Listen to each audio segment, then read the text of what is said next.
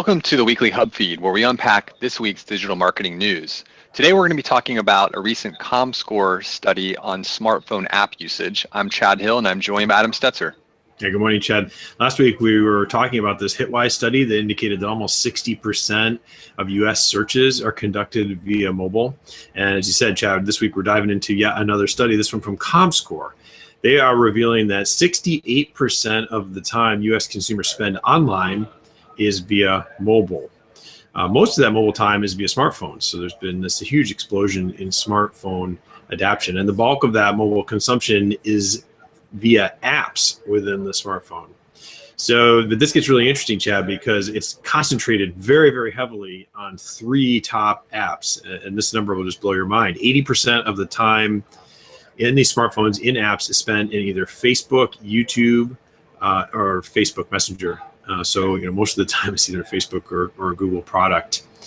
So just to help unpack these numbers a little bit, total time spent consuming digital media, we see the breakdown between smartphone, desktop, and tablet going like this. 57% is smartphone, desktop is 32%, and tablet is 11%. And so that smartphone is really in the lead when it comes to consuming digital media.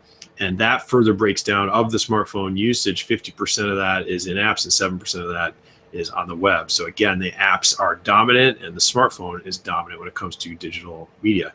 So how many people in the US have smartphones? Well, according to Pew, it's up to 68% of US adults that actually own a smartphone. 66% of adults have at least two devices, a smartphone and either a desktop or a laptop, and 36% own all three, which is also growing. It's twice as many as had all three in 2012.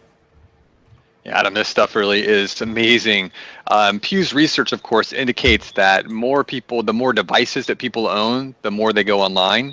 So the news that we're seeing from ComScore isn't shocking. Your phone is with you more than your desktop or your tablet. When you need information, you reach for your smartphone.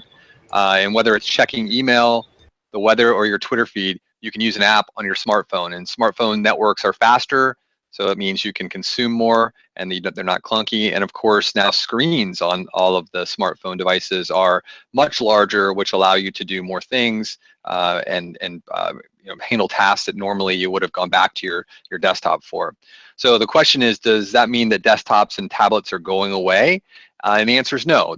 Basically the share that if you put together the share of how much time people are on desktop and tablet together, that smartphones aren't, they're expected to increase but not overtake that desktop and tablet usage.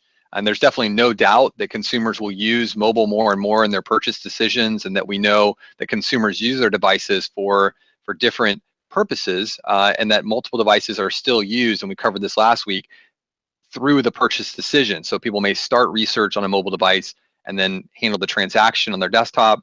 So every business needs to kind of understand that, and that leads us to the final point here is, what should small businesses do with this information that ComScore has put out?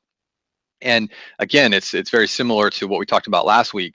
You can't ignore mobile or desktop. They're now more joined at the hip than ever.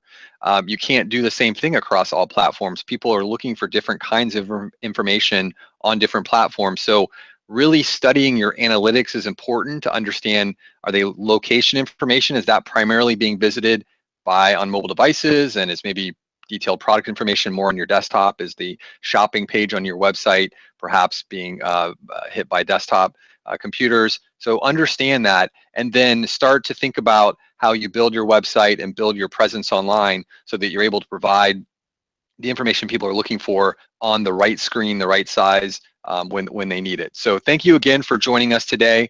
Please subscribe to our YouTube channel, leave us a comment on our blog, and we look forward to talking to you next week.